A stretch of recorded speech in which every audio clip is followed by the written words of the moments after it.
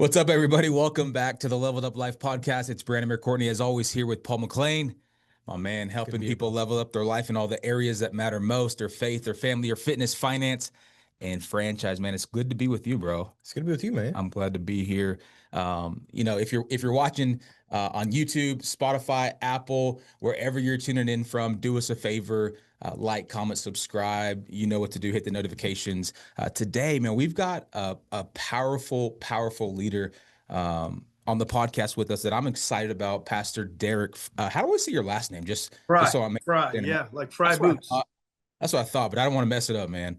Pastor Deryck Fry, we've had the opportunity to meet you over the last couple of weeks and get to know your story just a little bit. But Pastor Deryck, you're the senior pastor of Connect Church in Massachusetts, also the CEO of Connect United and Achilles Leadership, the host of the Father and Son podcast, which I'm excited to talk about that. But man, you're a voice of clarity in such really a noisy, crazy, chaotic world. You're passionate about raising up leaders, both in church and in culture. And so, we want to welcome you to the Level Up Life podcast. We're glad you're here, Pastor Deryck. PD, welcome to the podcast. That's what everybody calls me. What an honor. What a pleasure to be here. Everybody calls me PD, Pastor Disaster. You guys I always say, call me whatever you want. Just call me, That's right, man. Well, I've been watching some of your last sermons, and they introduced you as PD. And so I'm gonna have to start doing that as BD. I like or it. PD at God's house, man. The people get too reverential. Up here we got a Catholic culture, so I didn't want them calling me Father Fry. That was gonna be a problem. Here comes the man of God, Father Fry. Father Fry. I can't go with the announcement if you're gonna go PP. Yeah, might be PP, which would probably just throw people off. So. For sure. Another sermon for another day. Well, hey, yeah. Let me say this, PD, it is a privilege to have you on. I know that myself and Brandon, every single week we look at what we want to get out, the message we want to portray, and how we want to provide value to people. And we had no question when we connected with you that, dude, you're the right person to hop on here and provide significant value to the audience. And the whole goal every single week is to help people level up their life in all these areas that matter most. And so maybe somebody on here is, going to the next level with, in their financial situation, but their family's kind of like, man, I need to get my kids on track. Like, we want to have this holistic approach of leveling up your life in every area that matters most. And really the core to that is leadership, right? Knowing how to lead your life well. And when your life is led well, then a lot of times all these other, buckets that we're looking to get better or improve, they start to fill up. And so, man, what an honor and privilege it is to have you on here today. I just want to say thank you as well. And excited to jump into this, and we'll get right into it because I know that we've got a series of great questions, and the way the podcast usually goes, we'll get through two, and then we just start spiraling. I want to jump in sooner than later, but the first question I've got is, you've been leading Connect Church for over 2 decades. How has your leadership and philosophy changed or matured over that period of time? Wow, great question.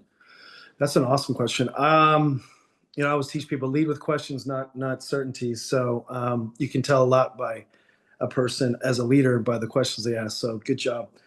The evolution of that, I think one of the tensions that I've had to manage is I would say I'm an organic leader by nature, and I've had to become and evolve to be an organizational leader. And so as the ministry has grown, that tension has been something that I've had to manage because, how would I say this?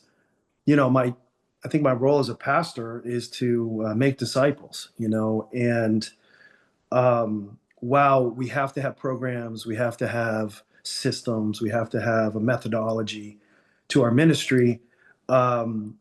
No system has transformed anybody. No method has transformed people. It's a person that, led you to Christ. It's a person that helped you grow and take the next step in your faith. So I think it's changed because I see that both of those have to be married. You have to have both to be successful.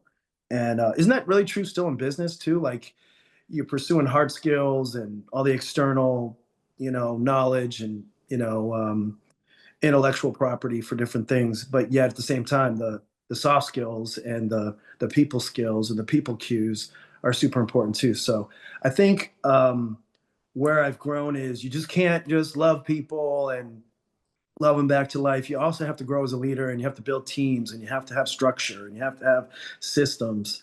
But at the same time, don't let go of that organic leadership. Nobody, you know, nobody really prefers the the vegetables and fruits from the massive department stores. They always like the farm stands. Why? Because there's no artificial agents to produce that stuff. And so they'll wait in line and they'll come back the next day when they run out, because that stuff was just so good because it was organic. People want organic. And so I want to hang on to that. But at the same time, we got to produce more because there's like a mandate on us to grow and to change. And I feel that when it comes to the church. So I don't know if that's a weird answer, but I'm managing that tension, No, I trying to think, marry them as I go.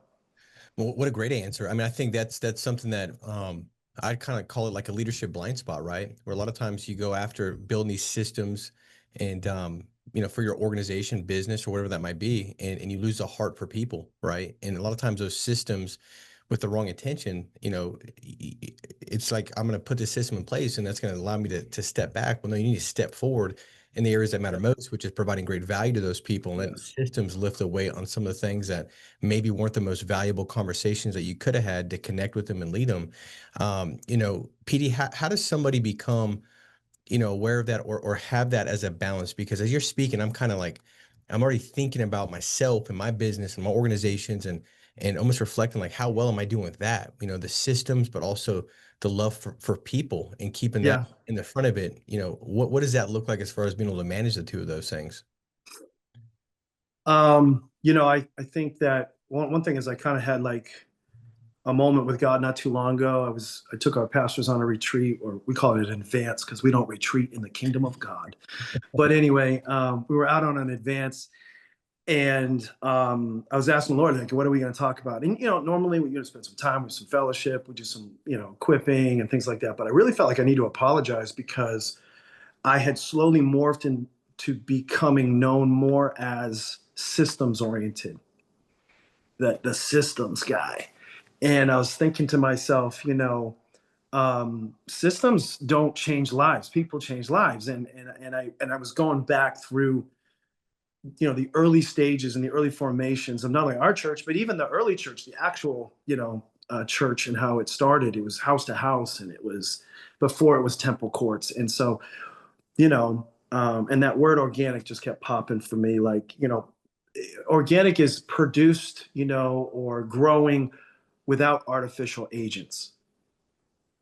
And so, I think, like, we have things, you can call it different things in your church, Pastor Brand, next steps or growth track or these different things. Those are, we even just services, they're artificial agents that are creating environments, but the soil of those environments is the relationships, you with God and you with people. So I think we just have to go back to, like, hey guys, like, you can't just trust that everybody in this space is going to take the next step in their journey of faith just because we gathered people in a room, sang 3 songs, did this thing, did that thing, and then bam, you're going to have changed lives. No, it's gonna have to have an organic element to it. And so I've been having to challenge my leaders. Like, when's the last time you had, we call them coaching conversations, but they're discipleship conversations? Did you talk to that person about that?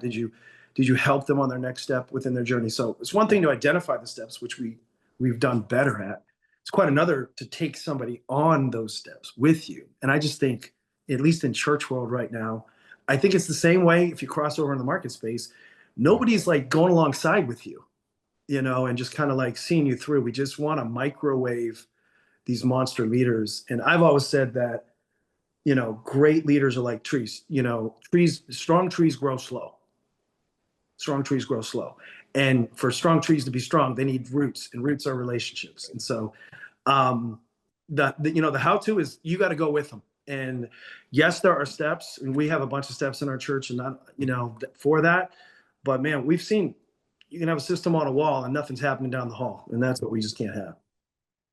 I love So that. good. I mean, you're talking, and I'm thinking about, our journey of starting God's house, and I think I told you we're 4 years into Switcher. you know, building the church and launching, and so it's been very organic. I think I told you when we started, we were, you know, obviously had a word from God and a heart to plant a church and to build a church, but we didn't really have the systems like you said. We would just, hey Paul, can we gather in your office, sort of thing.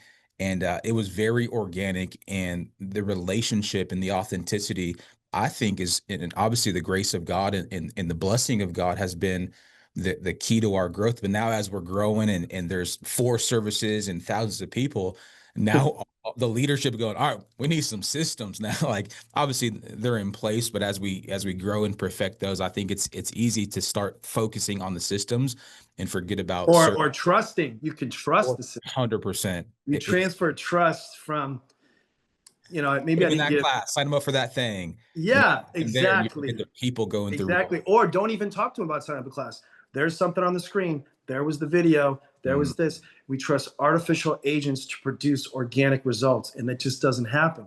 And yet, if you look back, and I hope you don't lose it because you're younger in the church journey than I am, but just why will they follow? You got to live a life that they want to follow. You got to find people to disciple. You got to meet with them regularly. You got to figure out where they are in their journey, and you got to encourage them to take a next step. Like, that's discipleship. yep. But it's crazy how, again, systems can take us away from what leadership really is at the core. So Talk about your guys' journey for a moment, because I mean, kind of share, the size of the organization, your staff size, because I mean that can be easy. Like, yeah, I mean, you're talking about multiple campuses, a very large staff. I mean, you're leading a real move of God, and so talk about. I know you said there's tension in that, right? But yeah, talk about where it was when because you're a second generation pastor, which I think is yes, amazing. And then you also have your son coming up behind you. And so yes. talk about what you've seen kind of over the years as far as um, the systems, the caring for people, but also like, has that been an organic journey, or have you kind of swayed one side or the other, the pendulum, and where do you guys kind of find yourself at now? If that makes sense. I think so. I'll try. You can interrupt me for sure. Uh, we are a multifaceted, multi-site, multicultural kind of ministry. So 3 campuses, about 2,000 people. In New England, in Massachusetts, in a very low church density. People don't go to church where I am. And then multiple businesses. So I have, these early learning centers, a private Christian school, and then so total staff, about 150 people on staff with all of that, and then some people outside of the country. There's another staff I have in the Dominican Republic, which is a separate NGO, but that has my attention a lot. And so yeah, so the diversification can crush unification. It is a tension. So I had to get better, not because it was my gravitational pull. My gravitational pull is people, and like this kind of stuff. I love relational stuff, but I've got to build some structure into my personal life. I'm thinking lead others well to lead yourself well. So I had to make a lot of changes organizationally to be able to handle that, so that I didn't become like the Roman Empire, where I was vulnerable in multiple places, because I was spread so thin. So it has been an evolution of growth. And I think that high level, I think I had to see some things differently. Like, for example, vision, this comes to me, is I had to get to a place where I've noticed this with leaders. It's, I have a vision, help me fulfill my vision. So this is my kingdom mentality. My kingdom mentality changed, where my vision is to help you fulfill your vision. And in doing so, my vision is fulfilled. Right. So if I help people discover what they're supposed to do with their life, then the ministries of the church will reflect the gifts that God placed within it. So my primary job is to mine for those, surface those, deploy those, not just try to get people to do what I want them to do. But does that mean I don't have certain emphases or strengths or whatever? And my calling and my vision will attract certain kinds of people. So it kind of, but heart wise, I'm like always trying to help them. So that really changed the culture of our church. and it created it's better than decentralization. It's empowerment. So we just started, people are now going from obligatory service or need meeting to, purpose oriented and gift oriented ministry. And so the culture change, which enabled us to multiply a lot faster. Does that trigger some more questions for you? Does that Oh, help? it's so good. I mean, as you're talking, I'm thinking about the people that I'm leading and the people that I'm doing life with, and I'm trying to, I always say the same thing. Like, I want my vision to be so big that your vision can fit within. I think that's the heart of every leader, every Exactly. pastor, man. We want to steward an organization, a church, a business, whatever you're leading, that the people involved are also fulfilling their purpose, right? Yeah. And Yeah. so as a leader myself, I'm always trying to go, okay, where's the next place I need to be? Because the law of the leader of the organization is me, right? Yeah. And so Totally. I see other leaders who are leading at such a massive scale. I'm just trying to get into your mindset a little bit, because I think we live in a world now where, there's so many youngsters coming up. We got a massive young adult movement happening in our church naturally because, 36 going to be 37 in a couple of years, and so naturally I attract people with families and younger entrepreneurs. Oh, to be 36 again. Hey. And so talk about a little bit, because you were 36 at one point. I think your son, how old's your boy? He's about your age. He's Yeah. 34. Yeah. And so talk about that a little bit as far as the next generation coming up, because we live in this microwave generation, man, where they want a platform, they want to be seen, everyone has an opinion, everyone has a podcast. Talk about maybe the process that you've had to go through to get Jeez. to the level of leadership where you're at, where you can steward high level leaders. And now, as you're speaking into the next generation, trying to really instill the same disciplines, habits, focus, long-term thinking into them, as opposed to, man, you offend them on a Sunday and they go start their own church. Like, talk about the process a little bit that it takes to get to the platform, or we say in the church, like, you got to go through the pit to get to the palace, right? Talk about Yeah. your process and kind of what the journey that's been, to get to the point you're at now. I know that's a loaded question, but Yeah. How much time you guys got? yeah. Answer volume 1. For sure. I think when we talked offline, one of the things that I said is that I am a painfully successful succession. So I anticipate a third generation installation at some point of my son as the future lead pastor of Connect Church in Jesus' name. And we are in process for that. In fact, tomorrow Friday, we have a succession meeting right here at my house.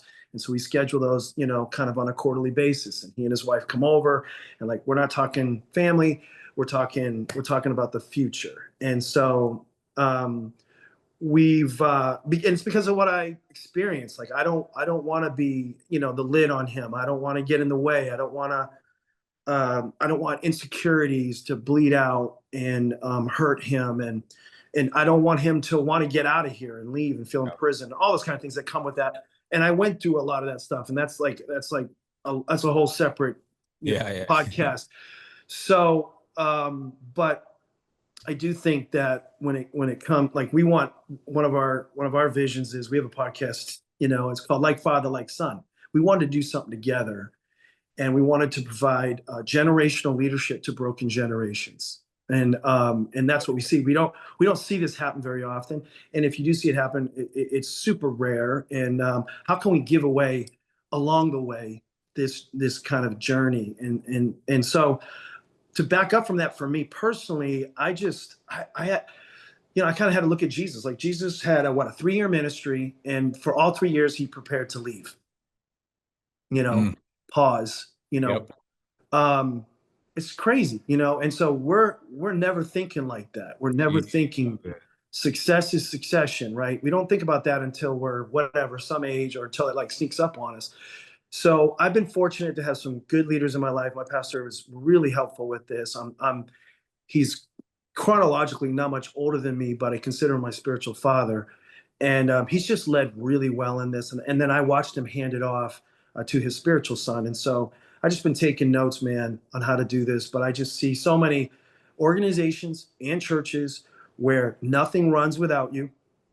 You know, it's just crazy how, you know, that's one level. Another level is things can run without you. That's pretty good.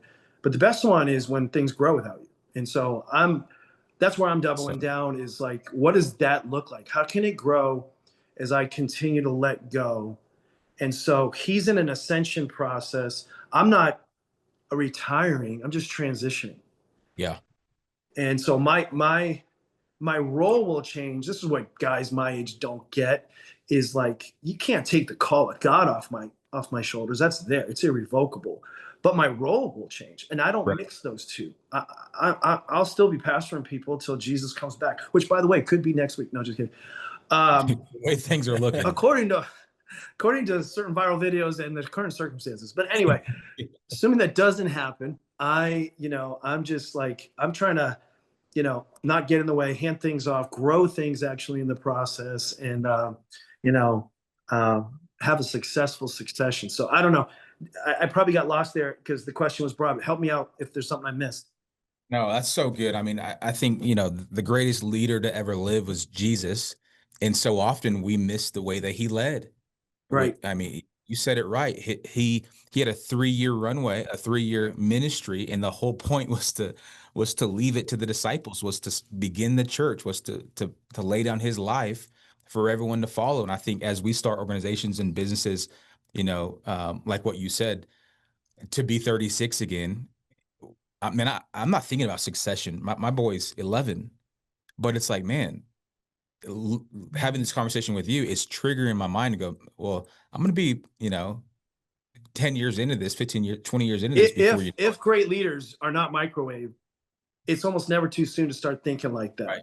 Looking at Jesus, so he had, I don't know, you could say, I used to say Jesus, his leadership model was the few. I used to say, I can't help myself, the few, the crew, the many, the multitude. So he had like that three, that inner circle. You could even say one. So, Yeah. my son Devin is John, and then he had the three, and then he had the disciples, and then he had the 70, and then he had the multitude. Most leaders at your stage are spending all their time on the multitudes and the many, not on the few and the crew. And Jesus' multiplicative model. How much do I owe you for this coaching service right now? I feel indebted. Send me an invoice. Okay. I'm just kidding. I'm just kidding. Hey, I believe in value-based coaching, so I'm going to send you what I think that was worth. I'll give that to Paul. That's why we build businesses around here. Oh, we all need a big brother, Paul. Man, I love that. I mean, there's so much to unpack with just that statement, man. Like, God's put these couple people in our life, and the question is, are we stewarding them well? Are we pouring in? And I just feel like, for me, PD, like, I've always felt the most fulfilled when I'm giving and when I'm growing, right? When I'm growing and I'm developing, I'm becoming of more value, so I could give more value, because you can't give what you don't have. And really, that's what it's talking about. A lot of times we try to give what we've been given to a certain person, to really mentor them, to lead them, to help sow into them. And maybe that person is going to go take it out to 5, 6 people. Now you're making that great impact, but we're trying to get on a platform all the time and just speak to the multitude. And we're going to reach more people, mentoring that 1 or 2 or 3 people that are going to go out there and reach significantly more. And so I just love that concept. I mean, it kind of gets me thinking about my organization and businesses, because it's so easy to fall off track and get caught into this multitude preaching or this multitude teaching, and say, hey, how am I stewarding the person that God's called me to steward? Am I stewarding them well? I absolutely love that. I want to ask you a question, because I believe when I looked at the podcast that you have with your son, I think that's such a need for today, right? Where dads are pouring into their sons, and they're just teaching fathers how to go out there and lead at a higher level. I think it's a great need. I think it's something that culture has kind of gone away from. Like, what does it look like to be a good father? What does it look like to be a good man, a good dad? So when you started the podcast, looking at how it's all, the different episodes and what you've been, bringing out through that podcast, like, what do you think is the biggest word or the biggest piece of advice that you would give a father today leading their son that maybe they're not hearing enough like they should be? Gosh. I'm trying to think what my son would say in that kind of a question. I think one thing that has definitely motivated my children, all my children, would be that I'm still evolving as a leader. Like I'm not done. I haven't, you know, in some cases, some people would just be downshifting right now. I actually had a conversation with my son recently. I can't believe I'm putting this on a podcast, but I was like, son, I just want to go over something with you because things are really good right now. Okay. The church is thriving. By the way, there's more money in the bank than we've ever had. And we're getting ready to make a big move. Like we're considering this. And I was like, I need to bring him into this because he's inheriting this. I'm like David, I'm gonna finance it, but he's gonna lead it, And so we just had this moment where I was like, this is not just my decision. This is his decision too. I need to bring him into this now. So I'm like, I just want you to look at the dashboard of Connect Ministries right now. Look at this, and this. Now, you can just stop right here and let's just enjoy the spoils. Or really soon, Dad's going to be signing some big papers on this or that, and it's going to stretch the snot out of us. And so, or you could go start something somewhere else, and you don't have to have kind of all that responsibility on your shoulders. He's like, Dad, let's take the hill. He was like all in. He's highly visionary oriented, but I think some of it is just like evolving as leader. Like I keep growing. In fact, I've credited him for much of my growth. I put it in my, I actually have my book right here, and I put him in my acknowledgments. And let's see if I can find it real fast and not eat up all the time.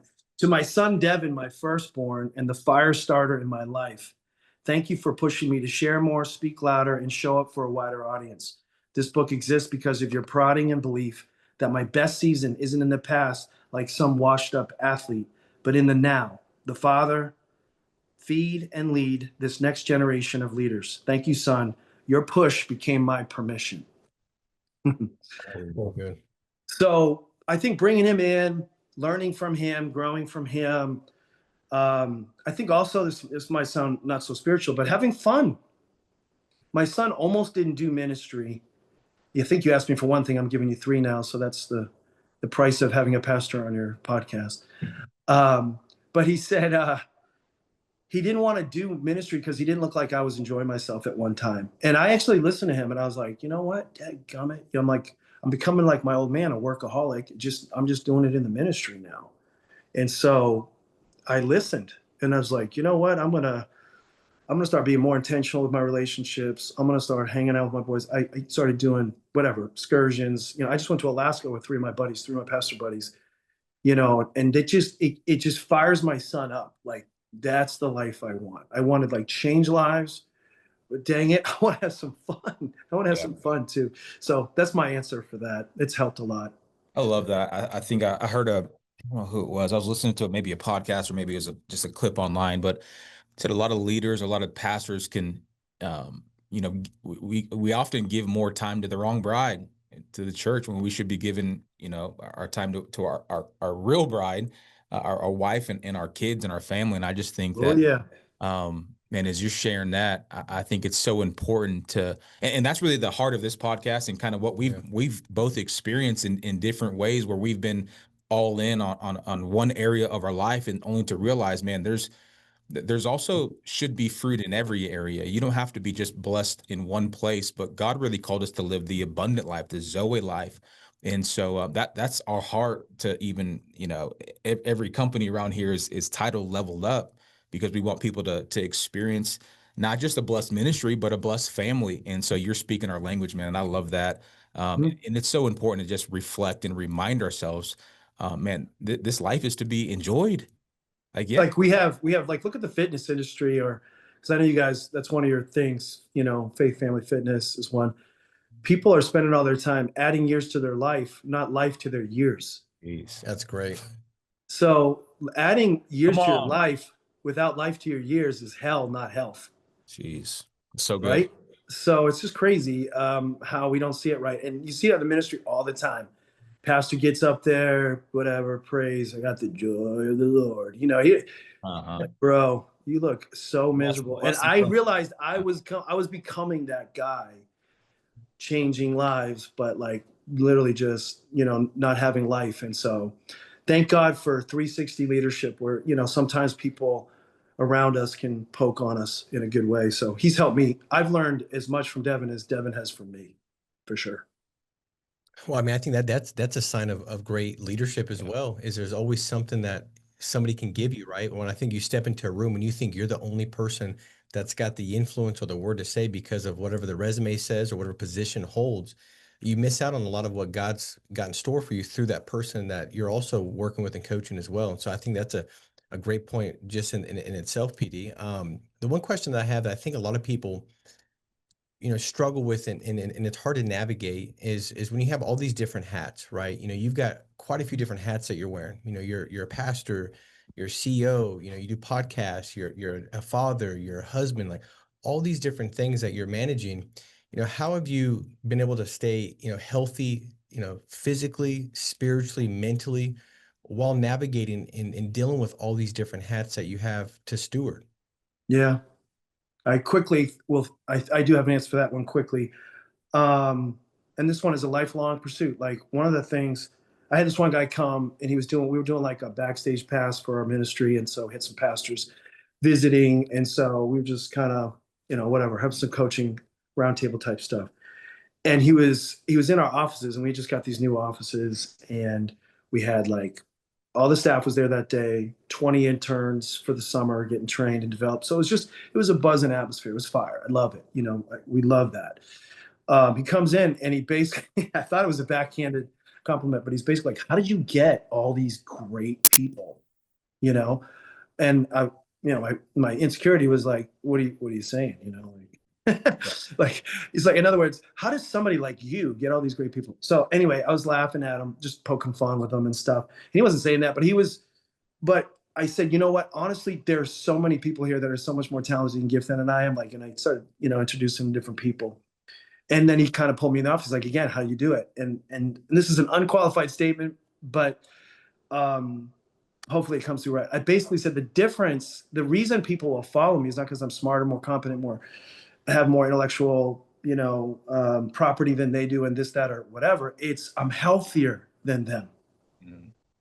And, I just think so I focus on being healthy. I've had many seasons where there's been ebbs and flow and dips and drops to that, but I think that's the answer. I'm not saying I'm always living it, but I think that's the answer is just be healthy. Like just be healthy, holistically healthy. As a coach now, that's mostly what I do is I help successful people prepare for it or prevent falling from it. Because I think that a lot of it has to do with health issues. And when I'm saying health, I'm not just talking physical. I'm talking spiritual, emotional, I'm talking relational, I'm talking financial, every single area. So I just try to stay healthy. I work on being healthy. I think self-care is essential. And so I'm always doing that. The other thing that I think has helped, and this one is similar, I have to go on this all the time, is just an ordered life. It's, like a centered, ordered life. So I think, I forget the principle, but order increases capacity. If you get, you guys know what is it, the rocks in the mug thing. Like you can't get all the sand, all the dirt, all that if you don't get the big rocks in first. So it's just order increases capacity. So most people are spending all their time prioritizing their schedule, not scheduling their priorities. And so identifying what your priorities are, what you guys do on your podcast, you got I think it's your 5 Fs. And so those are very similar to mine. Mine's future instead of franchise. But it's just exactly the same. So are those reflected in my schedule? You can tell what's important to you by what's in your calendar and what's in your checkbook, basically. And so I can see those things in there. So order increases my capacity, and health is just, I think it's just kind of like the secret weapon to being able to lead well. So I, I don't have to do everything, keep up with everyone, attend everything. I just stay healthy, stay freaking healthy. So That's Oh, helped me. I mean, I'm thinking like, man, health gives you options, Yeah. right? So when you're unhealthy And longevity. and longevity, yeah, and when you're unhealthy, you're more tempted to do, certain things that you shouldn't be doing. You're more tempted to take shortcuts because you're trying to make up for something that you're lacking. And as you're coaching, leaders and these high level leaders, are you seeing a lot of that in leaders? Like, man, we're just unhealthy in certain areas, so we've gotten to Oh this my point gosh. desperate. Yes. Like, is that something that you see often? And I how think because I'm yeah, older now, people will open up faster, and hair. it's unbelievable. It's really like it's an epidemic. Yeah. I'll tell you this, like I'm 57, and I saw a study a few years ago. It shocked me. I was like, I've been married 33 years to my best friend and 4 kids, 6 grandkids, like, and we're empty nest, we're living life. I can walk around this house naked every day if I need to. Um, You are in that. but but I'm blessed. I'm really blessed. But then I saw the stat. It basically said, this is a summary. It's a butcher of the actual document that I read, but basically said that men my age are more susceptible to affairs and adulterous relationships than any other season of life. And I was like, dang, God, are you kidding me right now? And I was like, why? And I'm digging back, and it's basically because you have means, you have money, you can control your schedule, you're top of the food chain in your little pond, you can hide things, and I was like, wow. And so right then the Holy Spirit spoke to me. It's just like, yeah, what are you going to do about that? I'm like, Mm. we're good, yeah, but you have all those things increasing like more than any other time. What are you going to do about it? So super, super raw. I put porn software on my computer for the first time in my life at 55 years old.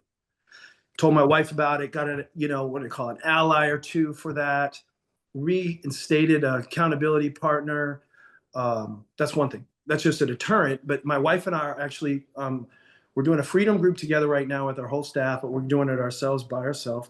And then I just called a guy and said, we're going to get a tune up this year. We're going to do an 8-day marriage thing in the first quarter, maybe the last quarter. We're just figuring out when we can do it. I just had that call 2 days ago.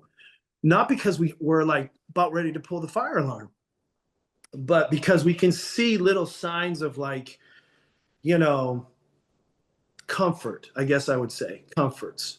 And comforts can be killers sometimes. And so I don't even know what the question was now when I think about it, but those are just examples of like, things that I think we don't pay attention to. But I see successful people. I see people with more influence than most people. I'll use myself on the influence side, and they drop their guard. So people trip, slip, fail, and fall a lot of times because they don't have stabilizers to their success. Man, so good. I mean, as I'm listening to PD, my thought is like, what an intentional leader, what an intentional life, where you're not just kind of going by them, the motions and just, going with the flow, but you pause and you think and you evaluate and then you adjust and you put things in place. And I think that's really the foundation to really starting to build a leveled up life. It's an intentional life, right? Because by default, you're going to fall into those comfortable seasons. By default, Default. you're going to fall Exactly. into, an area or a situation where it causes you to level down, right? Where you go Yeah. backwards and where you're looking to go. What I'd love to have you unpack is really unpack reflection and evaluation. I think that a lot of people, I think John Maxwell says that, if you want to know where you're going to be in the next 5 years, just show them your calendar. Like, let me see your calendar and I'll show you where you're going to be, where your life is going. Kind of talk about that from a standpoint of like, why does it matter so much? And then maybe even some practical things that you do that help you kind of have that pause moment where you say, hey, where am I at in my life right now? Because maybe everything's going good, but you're almost like evaluating the season, like this Yeah. I'm stepping into in my life at this age, in this situation, empty net. Like, how do I prepare to make sure that I've got a hedge of protection against the enemy, against what could come against me, against what I'm stepping into? And then you put the preparation in place. And now as you step into it, the odds of you making it to even a higher level, so much higher. And then you also have the ability to impact people because you've lived it. You can say, hey, let me tell you about that season. Let me tell you what I did. Yeah. Let me tell you what Yep. I do now. And so if you could just unpack that a little bit, I think it'll provide great value from a practical standpoint on that. Yeah. Um, I think that great question again. I think that one of the things that I think we don't do well in our, one of the, I think Peter Drucker says that one of the number one enemies of productivity is rush, or another person said every problem is a problem of speed, so we're just going too fast. So when people fall, it's usually just going too fast. So I would say that learning how to intentionally slow down is something that I try to do myself, and I'm not wired that way. You guys are both A-type personalities. That's easily diagnosable. So am I. And so um, I'm just going to say this real fast, but it's a small thing. But like I have to assume my homework for our marriage is vacations, trips, getaways. The reason it's that way is because I would never do it if it wasn't my homework assignment. So we made a pact as a couple. My wife's love language is quality time. Mine is touch and acts of service. You touch me, you can get whatever you want, but acts of service, and I'm super happy. Um, so anyway, I have to build that into me because it's not a natural part of me. And then I had to change the way I think. So sometimes I think there's limiting beliefs that affect and put, lids on our life. You guys want to level up? Well, there's sometimes the reason why we can't level up is because we have a limiting belief. So one of mine was I saw rest as a weakness, not a weapon. It's just like that's what wimpy wuss. I could say worse things, but we're on a podcast. So that people, think about people who are, chilling like villains on the, and yet I see it so differently now. Like I just see, I watched this Jason Bourne movie a while back. I can't remember which one it was, but he was being pursued, by somebody, and he basically was strategically resting so that he could defeat his enemy. And I was like, there it is, bam. And so, what does that look like? Has had different iterations to it, but one of them is Sabbath, which, let's face it, is something that everybody struggles with who's an A-type personality with multiplicity of responsibilities.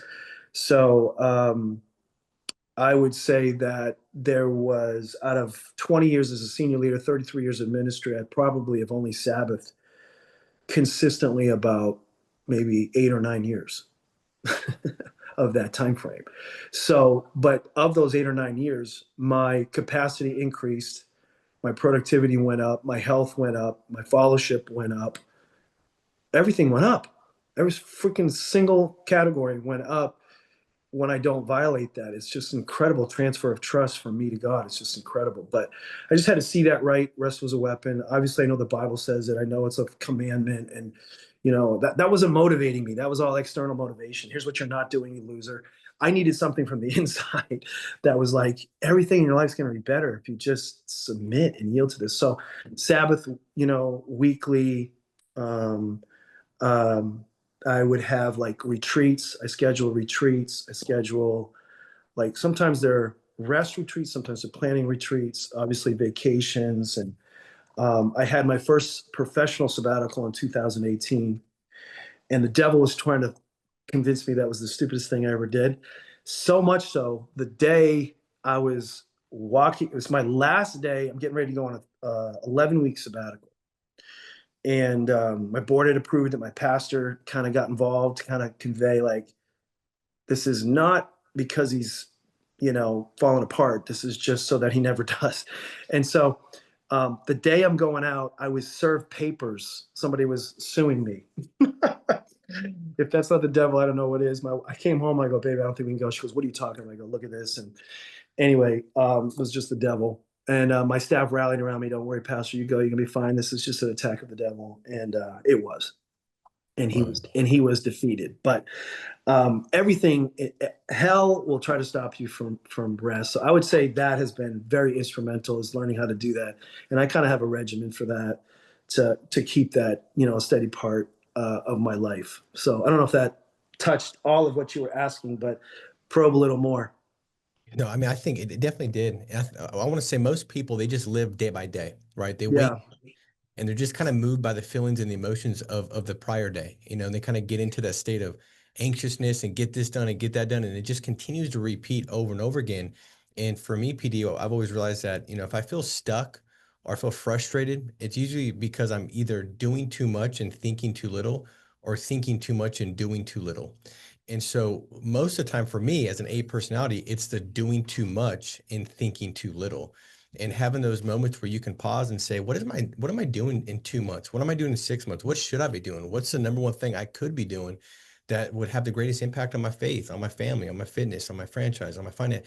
And you start unpacking those biggest things. For me, once I put it in my schedule, because a person, Yes, you have to put in your schedule just like anything else. now I'm going to execute on it, right? And I've almost got to sell myself on the fact that yes, it's okay to take those 3, 4 days off, because it's going to make a massive difference and actually grow these areas that really have got me confused, that if I stop doing it, they're gonna shrink. No, I've got to sell myself that they're gonna grow, schedule it, and once it's scheduled, I'm gonna execute. I'll execute. And I think that for anybody that's And you watching, come back healthy. You come back healthy, and they're like, I want that life. I Yeah. want to follow that. I want to listen to what that is all about. It just changes everything, you know. And my pastor, he pastors a very large ministry, and he used to say that bigger problems need bigger margins, you know. And you carry more weight, you need more think time. I call it prink. Pray and think equals prink. I just do both with God. I'm thinking about it, I'm praying about it, I go back and forth, and I just, now I need more of that. So I don't go in the office before 10 a.m. like ever. I mean, once in a blue moon, but it's just blocked off. And I know everybody can't do that, but you got to figure out some regimen where you are having that think time. And then sometimes you need a larger dose, like even just no think time, just literally rest. And that's where I always have to get better at. But I realize that I can recover physically. You guys are physically active. I can recover physically very fast. I can just take a nap and I'm ready to go. But ministry and business and coaching and people problems, man, that's an emotional drain. And I heard it said, one statistic said that, to recover emotionally, you need 2.5 times more rest than you do physically. And so that's why, like Pastor Brand, when you preach, they say that when you preach, it has an 8-hour impact on your adrenals. So it's equivalent of an 8-hour workday, just preaching one service. And you probably, you're so jazzed afterwards, but like on Monday, you feel it because that, the anointing carries you through a lot of it, the planning and preparation, your own passion about it. But the next day, you're like, what the heck just hit me? Yeah. And then a lot of us don't Sabbath. We just keep going. So we just keep pushing through that. So I see guys with adrenal failure, and here I am trying to help them with their organization. It ends up like, I just coached a guy yesterday. I was sitting right over here, and I have this, I call it finding the arrows. What are the things I could take them out, trip them up, slow them down, take them down. And within like 10 minutes, it was money and health. He can't hold on to money. He can make money. He couldn't hold on to it. The second one was his health. The guy was like a walking time bomb. I'm like, bro, we got to talk about that. Anyway. that's so good. Finding the arrows. Well, let's do this. What an unbelievable Yeah. podcast. I mean, there's So so, I'm showing that last clip to all my staff and volunteers. Yeah. so many. I mean, finding the arrows. I think that's the ticket. Sometimes it's not what we got to go to. It's what's holding us back. Yeah. That's going to take us to the next level. And those arrows are what's got the greatest detriment to get there. I love that. Well, Brand, wrap it up with the some of these rapid fire questions. I love this because it kind of gives it's a fun part to the close, and it also gives some great specific things that people can take away as well. So if you want to hit PD with some of the rapid fire questions. So quickly, man, again, like what Paul said, we appreciate you, man, for getting on here. But if you could just leave us with a couple thoughts. Number one, what's a leadership book that's changed your life, that's been instrumental, that's been the thing that you go back to, that, man, I know I can get a word or a thought, or this was a pivotal thing in my life that changed me forever, how I saw the future, how I saw faith, finance, whatever it was. What's a leadership book that changed your life? One that comes to me right away. One of my mentors, I was under his tutelage for a while. His name's Gordon MacDonald, and he wrote a book called Ordering Your Private World. Ordering Your Private World. Absolutely fantastic book. I've read it probably 3 or 4 times. When I feel things getting a little crazy and out of control, I bring it back. He's got a new version of it. He's in his 80s now, and probably in a season of transition. But what a remarkable leader! Love it. And he just kind of helps you see the sinkholes that can all of a sudden sneak up on you. It's an amazing book. All right, what's one mistake that you see that young leaders are making now, or maybe that you made as a young leader that can you can prevent them from making if they haven't made it yet? Nothing good happens after midnight. Dude, amen. Yeah, that's I've been right. telling my kids that forever. I know. I say 10 p.m. Yeah. Yeah, nothing good happens after midnight. So if you cross the line before, you have to back up from it in the future. So Yep. a lot of times people are trying to formulate boundaries. If you cross the line before, back up even further from it in the future, and you won't fail. Love it. Love it. Love it. So good. A sermon that you've preached recently that's just stuck with you, or you feel like, man, this was just a word that God gave me that I felt like just this is for, not just my church, but for this generation. Like, what's something that you've preached recently that just you knew that's the one that the message people need to hold on to? Well, I did one that's more culturally maybe sensitive. As it was in the day of Noah, so it will be in the days of the return of Christ. And so I did a whole thing literally on the rapture. I know that's a little edgy for this maybe podcast, but I just I just see that the things that were happening then are actually probably going to happen now. And where most people are thinking is going to be craziness all around us, the Bible says that they were drinking, they were giving in marriage, they were partying, they were having a good time, they were saying things like peace and safety, and then Yep. he called his church home. So I'm a first elevator person, so you guys can believe something different, but if you're pre-trib, mid-trib, post-trib, my father-in-law used to say it'll all pan out in the end. I'm pan-trib. But I love think that when we were introduced by Jeff, that I watched that message. Unbelievable. It's a great thought. thanks. Yeah. Yeah. So I just think that we need to get ready, because I think he's coming back soon. But I think he's going to come back when things are really seemingly good, and I think people can drop their guard, and I think we need to be paying attention. So I think it's a word for the season we're in now. Very good. And then lastly, I mean, this is definitely a loaded question, but and it doesn't have to be your final answer. But what do you want your legacy to be? What do you want people to say about PD when PD is no longer here? I mean, he finished well. That I want all my the people that know me best, love me, and respect me most. I guess in a nutshell. I love it. So good, man. Well, PD, it's been a privilege just getting to know you, man. And Yeah. this has provided so much value to myself. I usually will tell everybody, hey, share this. I don't think I got to tell anybody to share this. Even the selfish ones, I believe, will share this one today because it was that good, man. And Thank you. That's very kind. You guys are amazing. Easy to talk to, and you guys host so well. So you just pull it out of me. So I appreciate you guys very much. It was truly an honor.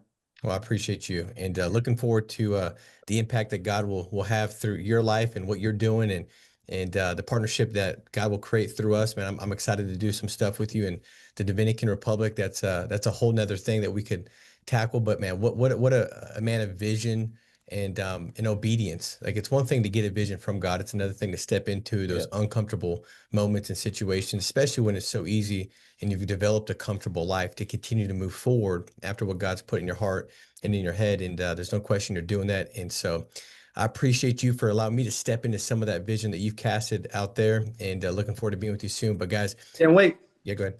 I'm going to show you a good time. Can't wait. Love you guys. Yeah, absolutely, man. Well, hey guys, make it a massive week. Be strong, stay steadfast, and we'll talk to you next week. God bless you guys. Level up. Love you guys. Peace. Thank Bye you, bye. man.